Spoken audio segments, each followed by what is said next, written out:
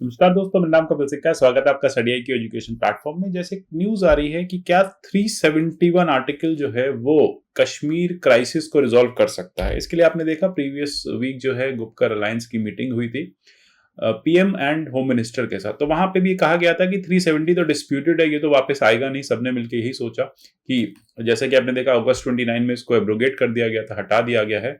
क्या 371 एक ऑल्टरनेटिव की तरह लाया जा सकता है? ये एक सजेशन आया एक्स डिप्टी सीएम जो है मुजफ्फर हुसैन बेग द्वारा। तो बेग साहब ने ये कहा कि हम लोग ये तो मान चुके हैं कि जो सेंट्रल गवर्नमेंट है वो अब 370 तो नहीं लौटाएगी, लेकिन हाँ, क्या हम 370 के 71 के अंडर कुछ स्पेशल प्रोविजंस ले सकते हैं। तो जानेंगे इस वीडियो में क्या 371 एग्जैक्टली है और किस तरह से ये और स्टेट्स पे भी एप्लीकेबल होता है। अगर आप स्टेट जुडिशरी एग्जाम्स की प्रिपरेशन कर रहे हैं तो इसके कोर्सेज आप हमारे यहाँ से परचेज कर सकते हैं। कोर्सेज के लिंक नीचे डिस्क्रिप्शन बॉक्स में दिए हैं। साथ ही साथ स्टडी आईक्यू पे विभिन्न माध्यमों से हमसे जुड़ सकते हैं। मेरी जितनी भी वीडियोस आती हैं इन सब के पीडीएफ आप मेरे टेलीग्राम चैनल @कपिल सिक्का से @कपिल लाइव से डाउनलोड कर सकते हैं। आप मुझे @कपिल सिक्का ट्विटर हैंडल पे भी फॉलो कर सकते हैं। देखिए, जैसा मैंने बताया कि एक सजेशन आया कि बहुत नाइव होगा ये सोच के बैठना कि भारत सरकार जो है वो 370 वापस कर देगी। भारत सरकार अब 370 वापस नहीं करेगी। साथ ही साथ जो मैटर है वो सुप्रीम कोर्ट में भी सब्जुडाइज है। Jammu and Kashmir Reorganisation Act को चैलेंज किया हुआ है सुप्रीम कोर्ट में और अभी मैटर वहां पेंडिंग है। लेकिन तब तक के लिए ये लोग ये सोच रहे हैं या अदरवाइज भी ये सोच रहे हैं कि क्यों ना हम एक 371 वाला मैकेनिज्म ले आए और अब 370 को भूल जाएं। अब ये सजेशन देते हुए बेग साहब ने ये कहा कि हम ये कर सकते हैं कि 371 में हम आर्टिकल 335A जो कि हटा दिया गया है, जो कि अपेंडिक्स का पार्ट था हमारे कॉन्स्टिट्यूशन का, ये आर्टिकल 371 में इंटीग्रेट कर दिया जाए। तो जो बातें 35A भी लिखी थी उसको 371 में लिख दिया जाए। तो देखेंगे 371 कैसे एक एसिमेट्रिकल फेडरलिज्म की बात करता है। एसिमेट्रिकल फेडरलिज्म जहां पे कुछ स्टेट्स को सेंटर से एक्स्ट्रा बेनिफिट्स मिलते हैं, कुछ स्टेट्स को कम बेनिफिट्स मिलते हैं। यानी सेंटर के लिए सारे स्टेट्स एक बराबर नहीं होते जब बात आती है डेवलपमेंट की या फिर जब बात आती है प्रमोशन ऑफ कल्चर की। तो इसको हम कहते हैं एसिमेट्रिकल फेडरलिज्म, अलग अलग रिलेशन अलग अलग स्टेट से सेंटर के।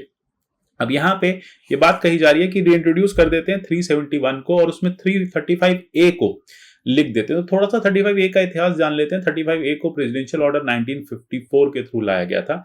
आर्टिकल 370 जो था जम्मू एंड कश्मीर के इंटीग्रेशन का, वो ओरिजिनल कॉन्स्टिट्यूशन का पार्ट था। लेकिन जो 35A है वो बाद में लाया गया था और 35A में कुछ एक्स्ट्रा जो बेनिफिट्स है जम्मू कश्मीर रीजन के लोगों को दिए गए थे। इसको हमने ओरिजिनल कॉन्स्टिट्यूशन में नहीं लिखा था, मतलब हमने इसको आर्टिकल 35 के बाद 36 के आसपास नहीं लिखा था। हमने इसको अपेंडिक्स 1 में लिखा था। तो उस टाइम पे 1954 में अपेंडिक्स 1 ऐड करके इस आर्टिकल को ऐड किया गया था।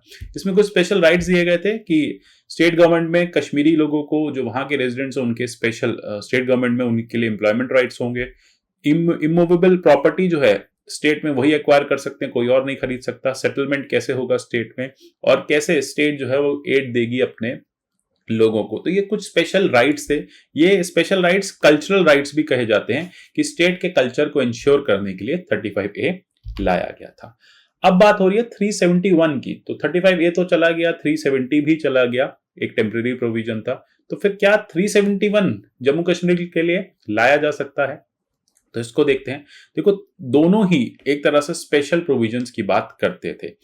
371 को ओरिजिनली जब हमने अपने ओरिजिनल कॉन्स्टिट्यूशन में रखा था तो एक 10 साल का प्रोविजन रखा था। वहां लिखा गया था कि सेंटर को जैसा लगे, पार्लियामेंट को जैसा लगे, गवर्नमेंट जो है 10 साल के लिए या उससे ज्यादा के लिए पार्ट बी स्टेट्स के लिए स्पेशल स्टेटस दे सकती है। ये पार्ट बी स्टेट्स वो थे जो प्रिंसली स्टेट्स का पार्ट थे और हमने उनसे इंटीग्रेट किए थे। तो हम चाहते थे कि यहाँ के जो कल्चरल टाइज हैं भारत के साथ खराब ना हो, तो यहाँ के लोगों को कुछ एक्स्ट्रा डेवलपमेंटल बेनिफिट्स भी मिले। जैसे कि आपने देखा स्टेट ऑफ हैदराबाद काफी पिछड़ा हुआ था when it comes to social index, when it comes to human development index. तो ऐसे केसेस में भारत सरकार ने 371 में कुछ इंपॉर्टेंट प्रोविजंस इंसर्ट किए टाइम टू टाइम, जिससे बैकवर्डनेस जो है वो ठीक की जा सके इन पार्ट बी स्टेट्स की। बाद में जैसे जैसे इन पार्ट बी एरियाज की, जैसे जैसे पार्ट बी एरियाज जो हैं वो स्टेट्स बनते गए, फुल फ्लेजेड स्टेट में कन्वर्ट होते गए, वैसे वैसे एक स्पेशल प्रोविजन जो है इनके लिए कॉन्स्टिट्यूशन में ऐड करते गए। जैसे कि आप देखेंगे 371 में महाराष्ट्र और गुजरात के कुछ एरियाज के लिए स्पेशल प्रोविजन है। यहाँ गवर्नर के पास स्पेशल रिस्पॉन्सिबिलिटी है जो महाराष्ट्र के बैकवर्ड एरियाज हैं, जैसे कि विदर्भ, मराठावाड़ और बाकी महाराष्ट्र या फिर गुजरात के जो बैकवर्ड एरियाज हैं, सौराष्ट्र और कच्छ, इनमें डेवलपमेंट बोर्ड स्टैब्लिश किए जाएं, गवर्नमेंट फंड्स जो है यहाँ पे एलोकेट किए जाएं और डेवलपमेंट जो है वो इंश्योर किया जाए, लोगों को एडिक्वेट फैसिलिटीज हो, एजुकेशन हो, ट्रेनिंग हो और जॉब्स में भी वो लोग जो हैं उनके लिए अपॉर्चुनिटीज क्रिएट हो पाए एम्प्लॉयमेंट में। इसी तरह से आप देखेंगे 371A जो है वो नागालैंड के स्टेटहुड के साथ आ गया था। 1963 में नागालैंड आया, 1962 में 13th अमेंडमेंट एक्ट लाया गया, जिसमें 16 पॉइंट अग्रीमेंट जो नागा पीपल्स कन्वेंशन और भारत सरकार के बीच हुआ था, उसके चलते नागा रिलीजन को ना छेड़ा जाए। इसमें क्लियर लिखा गया है कि पार्लियामेंट जो है वो नागा के इंटरनल मैटर्स में, रिलीजियस मैटर्स में, सोशल प्रैक्टिसेस में और कस्टमरी लॉज में इंटरफेयर नहीं करेगी। नागालैंड के पास अपने कस्टमरी लॉज हैं और उसी के अकॉर्डिंग चलते हैं। जैसा कि आपको पता होगा 2017 में भी नागालैंड में क्राइसिस आई थी, जिसमें नागा बॉडीज जो थी, कस्टमरी बॉडीज जो थी, उन्होंने पंचायती राज एक्ट में या पंचायत में 33% या वुमेन रिजर्वेशन देने से मना कर दिया था, क्योंकि नागा कहते हैं कि हमारे अपने कस्टम ये रिजर्वेशन अलाउ नहीं करते वुमेन के लिए। ठीक है, तो इस तरह से आप देखेंगे कि नागा ने क्लियर कहा हुआ है कि हमारे कस्टमरी लॉ में, हमारी लैंड ओनरशिप ट्रांसफर में पार्लियामेंट इंटरफेयर नहीं करेगी। तो ये स्पेशल प्रोविजन नागालैंड के लिए भी है, क्योंकि देखो यहाँ पे आइडिया यह है कि कल्चरल डाइवर्सिटी बहुत ज्यादा है। इस कल्चरल डाइवर्सिटी को प्रोटेक्ट करने के लिए आर्टिकल 371 को टाइम टू टाइम अमेंड किया गया और उसमें नए नए स्टेट्स को ऐड किया गया, जहां पे इस तरह की डाइवर्सिटी को प्रोटेक्ट करना था और डेवलपमेंट को इंश्योर करना था। इसी तरह से 371B ऐड किया गया 1969 में। असम के लिए स्पेशल प्रोविजंस लाए गए। असम के जो ट्राइबल एरियाज हैं उसके लिए प्रेसिडेंट को पावर दी गई कि प्रेसिडेंट जो है एक कमिटी बनाए, एक कमिटी बनाए असेंबली की, जो इन स्पेशल प्रोविजंस को इंश्योर कर सके, असेंबली मेंबर्स की, एमएलएस की, और ट्राइबल एरियाज में डेवलपमेंट देख सके। 1971 में 371C जो है मणिपुर के साथ आया और ये कहा कि मणिपुर के जो हिल एरियाज हैं वहां पे इलेक्टेड मेंबर्स की कमिटी हो, जिनकी स्पेशल रिस्पॉन्सिबिलिटी हो, जो ठीक से जिनकी एक रिस्पॉन्सिबिलिटी स्टैब्लिश की जाए और वो प्रॉपरली डेवलपमेंट के एक्टिविटीज को देख पाए। यहाँ गवर्नर को कुछ पावर भी साथ साथ दी गई। ठीक है, गवर्नर को ये कहा कि आप प्रॉपर फंक्शनिंग कराएं इन असेंबलीज की और इसके साथ यहाँ पे स्पेशल डेवलपमेंट हो सके।